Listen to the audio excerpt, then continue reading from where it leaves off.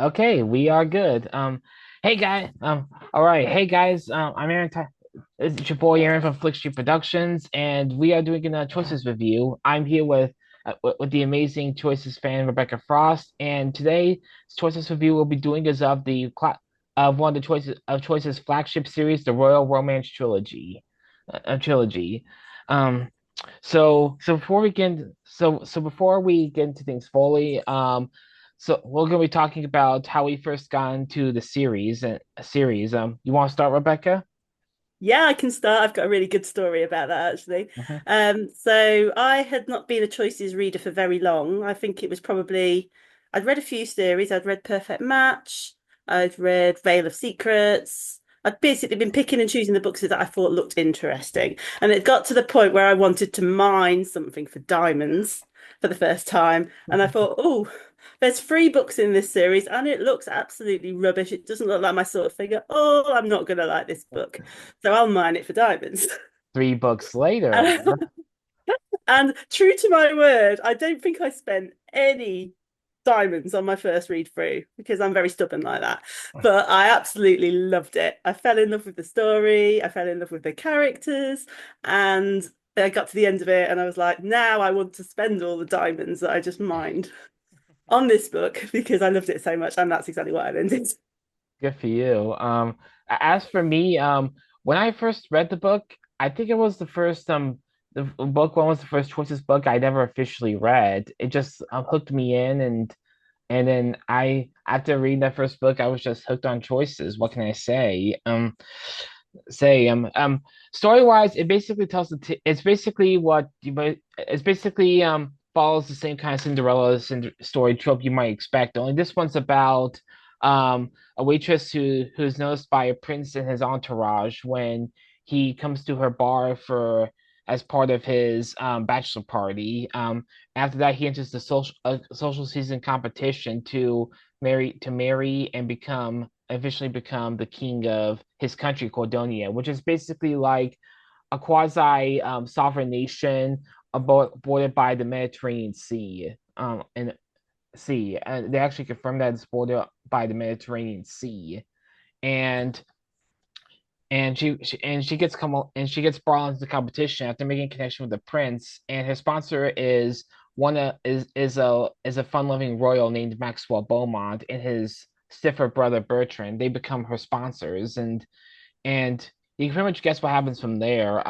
She goes into the competition, gets to know the kingdom, and and she basically is tutored on how to like not so much win the principal, but how to like fit in with the kingdom and specifically and see if she is ready for this kind of world. And I do like that. And so to start off with the story itself, it basically falls into again, it has that Cinderella story type feel about it, but I also see elements from like the Princess Diaries, maybe another Cinderella story. What do you think, Rebecca? Yeah, I mean, I think I've never read it, but I've heard that it was also heavily inspired by a series of books called The Selection. I can't remember the name of the author now, but I've never read them. But Okay. from what I understand, there's a lot of a lot of influence of that book on it on the story as well. Yeah, definitely. And one thing I kind of played around is in my fanfic is that I felt like each girl I kind of played around a bit with the other ladies different nationalities. Like I always felt that Olivia had a bit of a bullish Russian influence about her, especially both in her color scheme and such. And it's pretty much clear that one of the other girls, Kiara, is French Nigerian because French Nigerian. Like it's pretty much confirmed. And while it's not very clear on Madeline and Penelope, I like to think that Penelope is, I, I would say Swedish because her parents are heavily involved in the fishing industry in Cordonia, and Sweden is well known for its fishing industry. Plus, her color scheme kind of leans into that a bit. Yeah, and so yeah, as far as book one goes, what were your favorite diamond scenes in it? Yeah, so my favorite diamond scene in book one is one of the very last ones, actually. which is where you, because it's no surprise that I'm sure anyone who knows me knows exactly who my favorite character from the Royal Of Romance course. is. And yeah, and it's the only diamond scene that you get to actually spend time with Maxwell on a one-to-one, and not in a romantic way, because at No. that point he was not a love interest. He didn't get written in until Yeah. two. But yeah, it's just a really lovely, touching scene, and it kind of really sets, it just really shows how their friendship has blossomed over the course of the book. So that is my personal favorite. But Yeah. there are some, I mean, there's some lovely ones. I mean, I think people who romance the other characters have a lovely lovely choice of Yeah. scenes Yeah. there. And And there's also some lovely friendship scenes as well, like the going for cronuts scene. That's a classic. I think that's probably going the to be one of going the most popular ones of the friendship ones. the, the going for what? Cronuts. Oh, okay. Yeah. Oh, I remember that. Yeah. Yeah. Yeah, I also like that that the story takes its time to explore various aspects of like becoming a potential royal.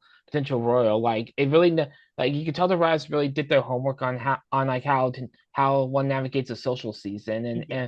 and incorporate that very well. Like it's not just about like proving yourself to the royals family, but also proving yourself to the country that they serve and those around them. Like Yeah. even if you don't Yeah. win them over completely, you at least convince them that you're not trash, that you actually like have something to contribute.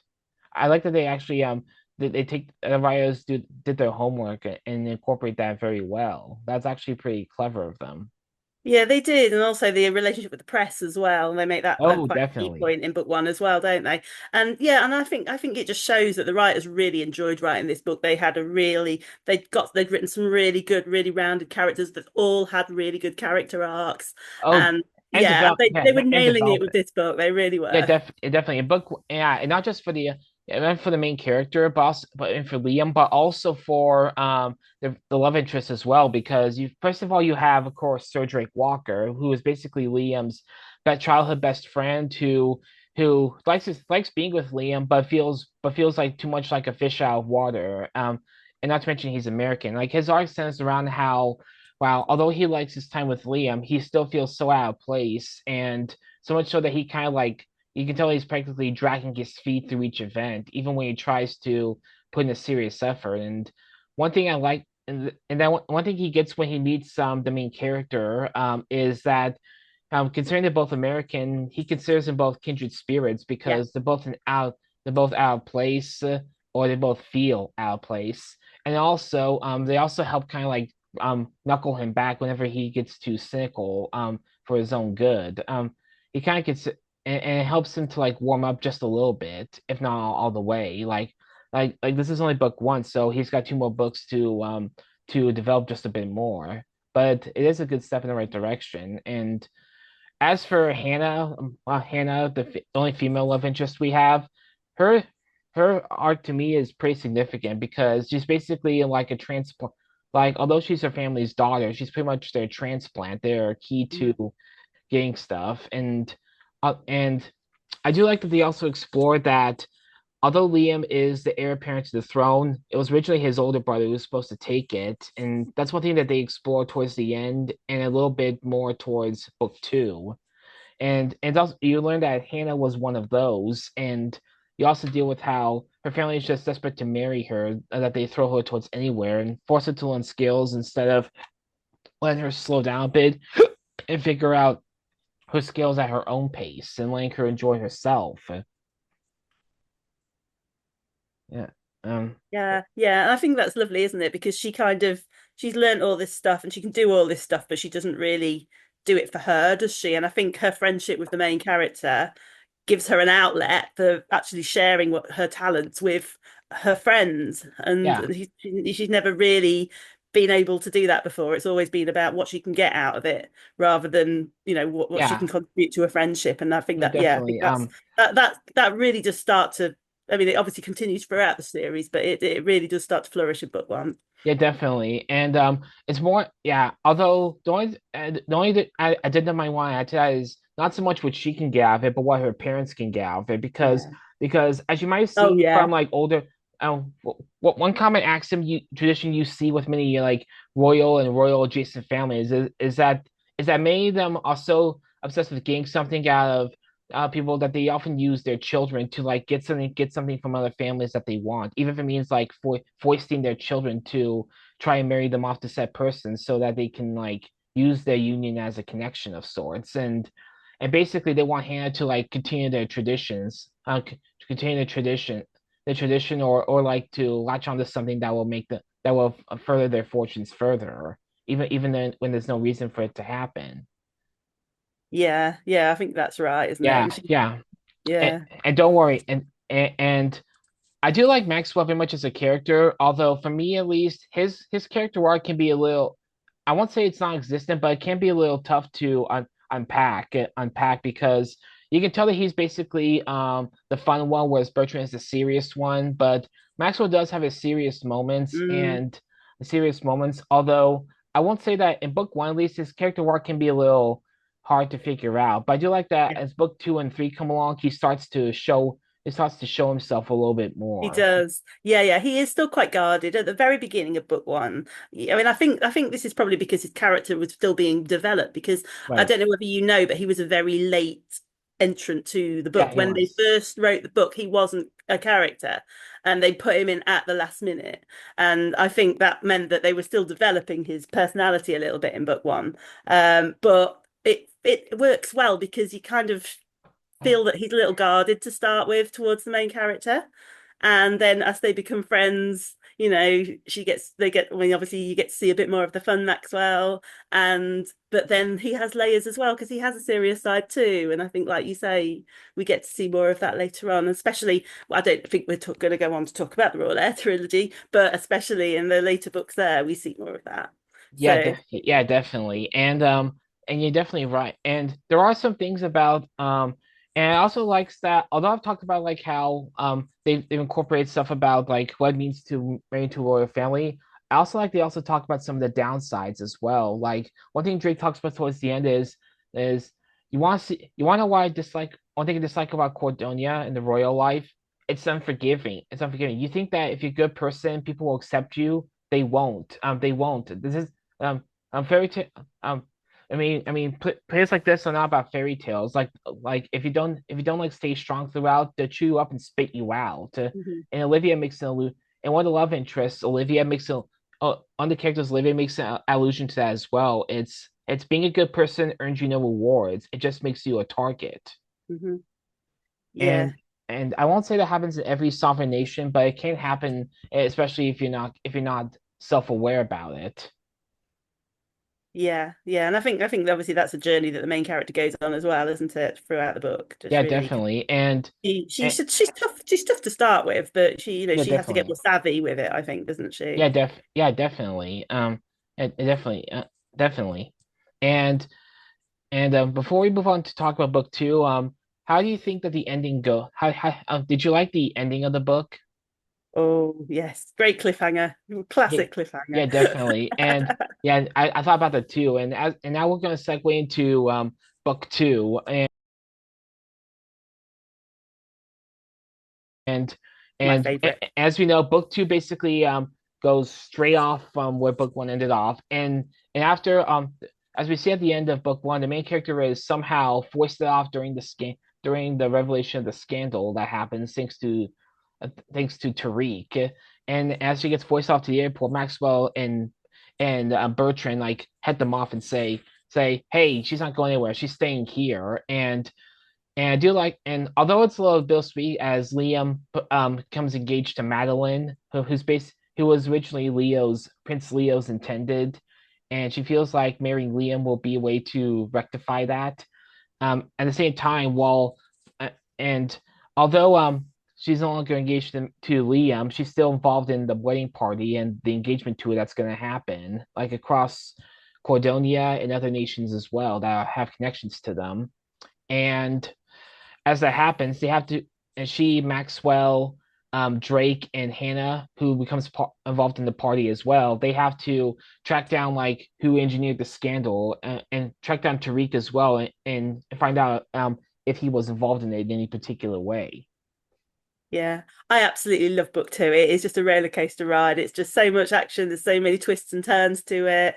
Um, there's obviously they go to different countries, which keeps it varied and interesting as well. Yeah, And you definitely. get the corgi, you know. Oh yeah. I Yeah. absolutely, for Yeah. many, many reasons, book two is definitely my favorite out of Definitely. all And of the Choices yeah, library. yeah, we also see the characters expand a bit more. And Yes, we do. even Yeah. Bertrand gets some as well as one as you may have seen in book one, although the family still has a presence in Cordonia, they've fallen on hard times. Mhm. And that's one of the things they pull for with Ridley marrying Liam is that they can leverage that for money deals to bring them out of the red. And Yeah. it's actually part that those hard times that led to Bertrand, that actually lead to Bertrand realizing that he had a son with with a girl he liked who was actually Maxwell's sister and Drake's sister. a big sister and he actually decides that as a reason as to why he doesn't like the kingdom because his sister wanted to be involved in the kingdom but the threat of a scandal with Bertrand led her to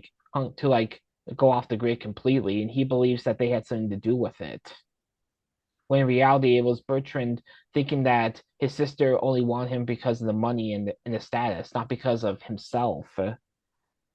Yeah, well, some of us have theories on that, Yeah, but definitely, and that's what factors into that as well. Like one of the reasons that his Maxwell's been shown off money is that he's been quietly supporting it's supporting supporting her Savannah, hasn't and he? her baby Yeah, behind yeah, behind yeah. Bertrand's back. Yeah, yeah. I know it's a whole thing, and it's brilliantly angsty on a Maxwell route as well. So Yeah, definitely, and I just love all that part of it. I mean, I love and hate it, if you know what I mean. I hear you. And as far as development, as I put in a consensus I wrote about the book, we also get a surprising amount of character development, not just from the love interests and the main character in Liam, but also from like the other leads as well. Yeah. Like we see some explanation from Madeline as to why she wants to marry Liam, and part of that is because she felt scandalous and heartbroken when Leo broke off their original engagement, even when he made clear that although she loved him, he couldn't feel any love for her on her part especially since one thing that you can always elucidate from the ladies is that although they like Liam and enjoy the thought of being with them, he thinks that their heart isn't truly into it. That outside of their royal duties, they can't love each other in Hmm. private because they mainly do it because their parents like groomed them towards like marrying royalty or someone Hmm. significant and with Madeline you see that all the more obviously Yeah. and although she has feelings for Liam, she can't bring herself to marry him fully because she thinks that um I even if I do like him, I can always tell that his mind is elsewhere, and that honestly feels pretty heartbreaking. Yeah, but I think with Madeline as well, it's the love of the position that she would acquire should she marry Liam that is fueling her. I don't really think that he is. She may have feelings for him, but I don't necessarily think that's a fact. Well, Yeah, yeah, I it was think part. I think Well, she wants to be queen. You know, she loves Cordonia, and she will be its queen no matter what that takes. So she yeah, marry Liam. yeah, You know, yeah. that's her aim in life, really. Yeah, And definitely. And yeah, yeah, and not to mention again, she felt pretty scandalous that Leo when Leo broke off the engagement, he also abdicated the throne, basically fled the kingdom and basically left her and his family to basically like deal with the aftermath, and she got hit with the worst of it. So you hmm. basically feel like a bit of vindictiveness about Oh, her. definitely, yeah, definitely, yeah, Yeah, it was understood that Liam didn't want to take the throne, obviously, but it, but all the same, he could have like done so quietly and carefully because and and obviously we see him again in the Rules of Engagement trilogy, which we won't cover here. But yeah, we see what happened to him after he the left. backstory, don't we? Yeah, But yeah, yeah, and I also like that we see Hannah come out of her shell a bit more because during the time she spends as the main character, she helps Hannah to open up more and yeah, enjoy life a bit more away from her parents. absolutely, yeah, And I think even this book is even where we get introduced to her and when she so much when she like gains a spine and tells them off for trying to box her in to their yeah, standards. yeah, yeah. That's when they get to Shanghai, isn't it? She stands up to them at the Yeah, and it's also when Maxwell has entrance. his red panda moment. Yeah, it's the same chapter, isn't it? Yeah, I love Yeah. that. Oh, oh yeah. You can't mention Maxwell in this book without that, can you? Yeah.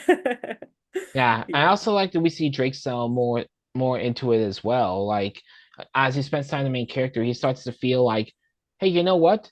Being around this kingdom isn't so crappy anymore. I'm Mm, actually enjoying myself. yeah. And this especially happens when they're in New York, specifically in America, specifically New York, and I think even Los Angeles when they confront Tariq. Yes. Yeah. Yeah. I love those chapters. They're just so Yeah, exciting. and there's also a really big during the engagements, the proposal scene. How do you think that went? Well, the first time I read the book, I assumed that I had to say yes. I thought if I say no, this is not going to bode well on me. Yeah. I didn't at the time. I because I had been diamond mining the book. I was not aware, and this is before I was fandom. I was Okay. just a reader. I wasn't in any groups or anything, and Gotcha. I thought I knew how Choices books worked. I thought, well, Drake and Hannah are the only other two love interests. I'm not interested in them. I wish Maxwell was one, but he isn't. So I'm going to say yes. And I was blissfully unaware all the way through that I could have said no and chosen Maxwell. So that was obviously my second read through. But yeah, it's quite a it's quite stressful if you're not choosing Liam, that scene. I know there are people who literally can't do it. They just can't turn him down. They just can't, I can't do it to him. His Yeah. little face, you know, Yeah, he's so sad when you say no. I remember, and I do like that. That even I do, one thing I do like is that even if you tune down Liam, you get this kind of implication that Liam's determination for the main character to stay is the only what's keeping them there. But I do like that even if you say no, they do kind of give off the implication that hey, even if you're not marrying Liam, aren't you gonna stay at least? Like after all you've been through with us, where are you gonna go? And we're gonna miss you if you leave. I do like that Liam, even if you say no to, and I like that even if you say no to him, he still finds a way for you to stay Yeah. around because they do make it clear that you basically bring a lot of life to our lives, and we'd hate to lose that. Absolutely, yeah, yeah, yeah. And I think that's clever. And obviously that I think that really worked really well, obviously with the storyline in book three, at giving similar storylines, Yeah, whether yeah, you are and romancing Liam or whether you're romancing one of the other options. I yeah, think that worked really well in book three. I think, well, we're not talking about Royal Air Trilogy, I don't think, but I think the concept of that didn't work so well. uh, But that's another story. yeah, and before we move on to book three, how'd you feel? How'd you feel when you realized that King Constantine was behind everything behind it was part of the scandal that happened? Yeah, it was a surprise to me the first time I read it, I have to say. Yeah, But yeah, really that it maybe we should have seen it coming. yeah, definitely, You know, yeah, yeah, definitely. Especially as in book one, you see him trying to push Liam to propose. To exactly. Yeah, propose yeah. and he thinks that out of all the ladies Madeline is the most qualified given that again she was supposed to be Leo's intended before he abdicated. Hmm. Yeah, and I do like that he comes to the conclusion even before he is assassinated that I'm sorry for what I did. Yeah, he Well, does make amends, doesn't he? yeah, Yeah, and yeah. yeah, He yeah, redeems himself. He gets redeemed just before he gets bumped off. yeah. So now we'll move on to book three.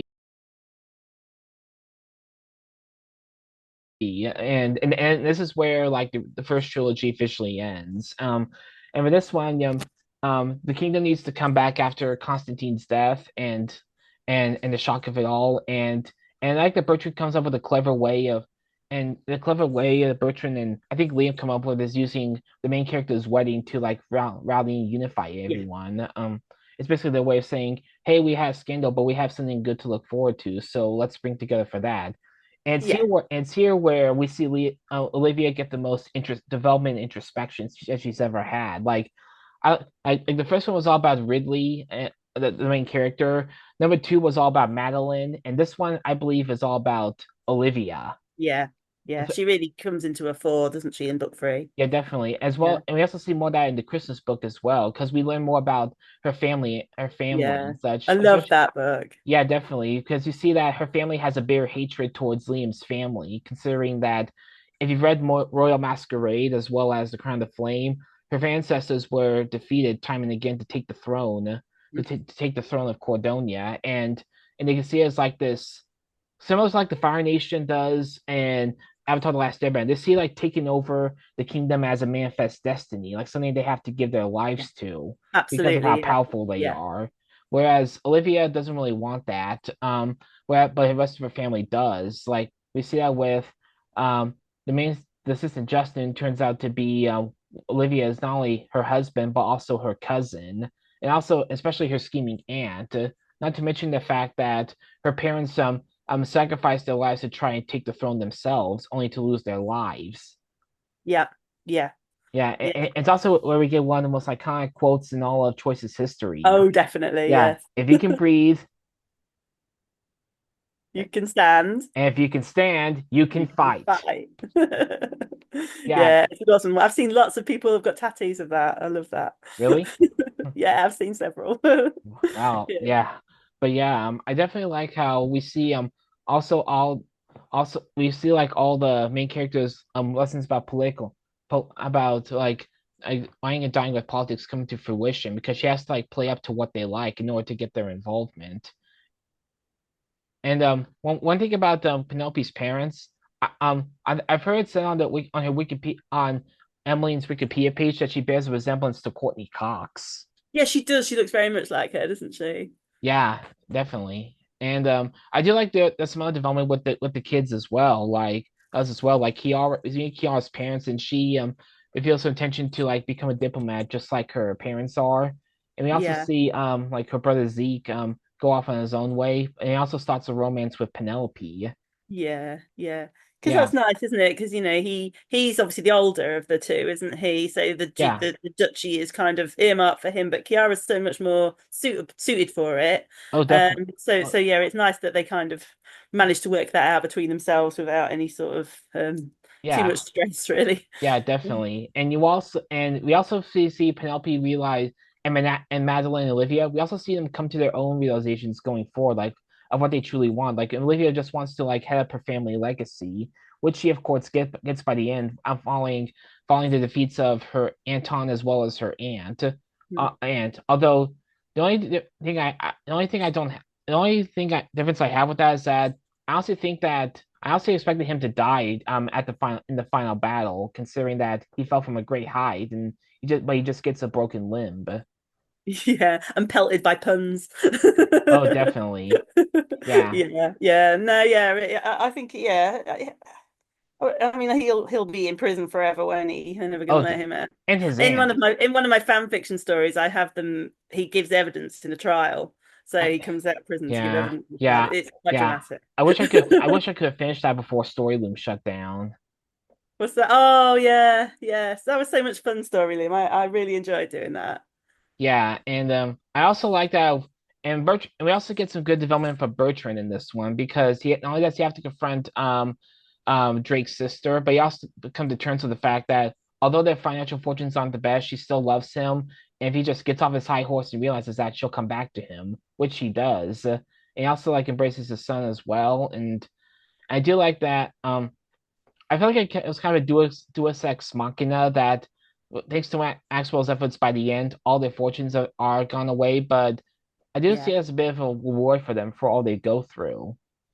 yeah, yeah. Times are tough, and they've got more tough times ahead of them, which they don't know yet. Yeah, Uh, yeah, definitely. And I do like that we see the main character like establish the duchy that Liam gives her as her own. Like she's able to like set it up in the way that she wants it to be. And I do like that that kind of freedom is given to her because it helps that not only, although they have her in their lives, that doesn't mean they're not going to respect her any less or let her make it the way she wants to make it. I do like yeah, that. yeah, yeah, yeah. Yeah, That is I also a like the fun part of that again book. to go back to the ladies finding new positions. I do like that Penelope embraces her love for her dogs and decides to like do like a dog fashion brand. I thought that was pretty clever. Yeah, yeah, that is cute. Yeah, especially since she names her two dogs Merlin and Morgana and Yeah, Morgana. I think is that what they are? that is what they're called. Yeah, Yeah, and I like that, and I like that Madeline's new position kind of comes up comes up out of nowhere, but in a good way. Because after Justin, aka Anton, is injured and taken out, Madeline assumes the duty, and she becomes really good at it, and Yeah, she actually becomes the planner and PR for the yeah, kingdom. yeah. And And I do, she's great at that. And I see her going on to bigger and better things after the series ends. yeah, So definitely, yeah, yeah. definitely, I can see her going on to be like a politician or something. She's yeah, very definitely. romantic, very good. So one last thing, two more things we'll talk about. What do you think of the wedding scene? Oh, which part of it? The actual wedding The whole ceremony. thing itself. Yeah, it's lovely. It's always really emotional, and yeah, I mean it, yeah, it's fun. Yeah, and lastly, the ending. What do you think of the ending? Did you feel like it was pretty satisfying for the moment? Uh, I think controversially, I'm not a fan of the very last chapter. I think it goes on way too long, but it is nice because it kind of you get to revisit all of the characters and sort of see where they're going from there. Exactly. It's kind of like the Yeah. Lord of the Rings, The Return of the King ending, where you basically want to like wrap things up as good as you can. Yeah, yeah, it was a bit like that. It did feel a bit like that, Yeah. but yeah, it was a lovely ending, and I don't think. I mean, yes, obviously they did go on to do another trilogy afterwards, but I think But it we didn't really know. wrapped it up Yeah, nicely. yeah. Plus we didn't know it at the time that they No, were going to no, no, continue. because they didn't announce that. So for Yeah, now, we thought that this was it. yeah, it hadn't been announced when I read the original trilogy. It hadn't Yeah, been me announced, too.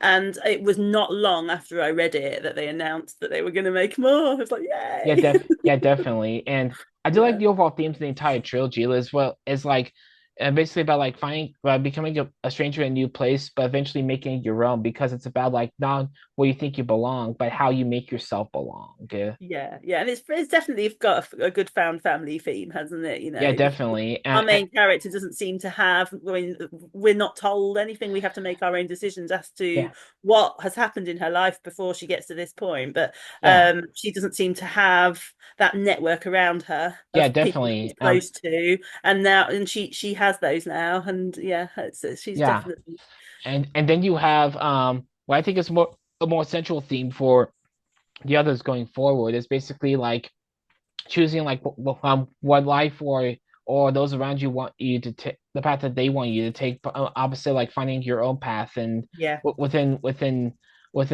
your place and making it your own because yeah. again that's what happens to Olivia and the other ladies. Yeah, yeah. I think they all get to do that, don't they? And that is really just heartwarming, isn't it? That Yeah, everyone definitely. gets that journey. Yeah. I actually hope we can do a follow-up review of like the Royal Air books after Oh, I finish reading all of them yeah. because I think I have some re because I think there's some parts about them that I've missed and I just want to do a complete reread before we focus on them. Yeah, that's fine. Yeah, no, Yeah. I'd be up for that, definitely. And definitely so before we conclude things so to basically end things off, how well do you think that they've held the three books have held up? Do you think they're still Choices classics? Oh, for definite. Yes, absolutely. And it's clear from the people are still reading like fan fiction, getting art commissioned of these characters. Obviously, choices used it in a chapter of their new book recently. They brought them all back for that. So it's Yeah.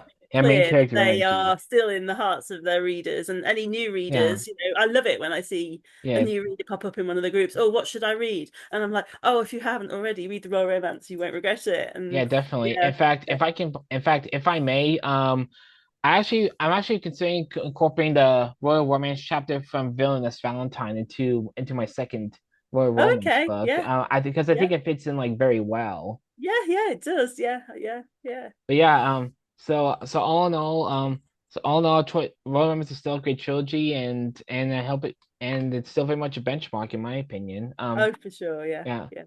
Thanks a lot for joining me today, Rebecca. I'm glad you That's have all right. found It's been time. fun. I hope things are going well for you over there. Yeah, yeah. All good. Yeah. So thanks again. Thanks again. I'll just stop the recording right here and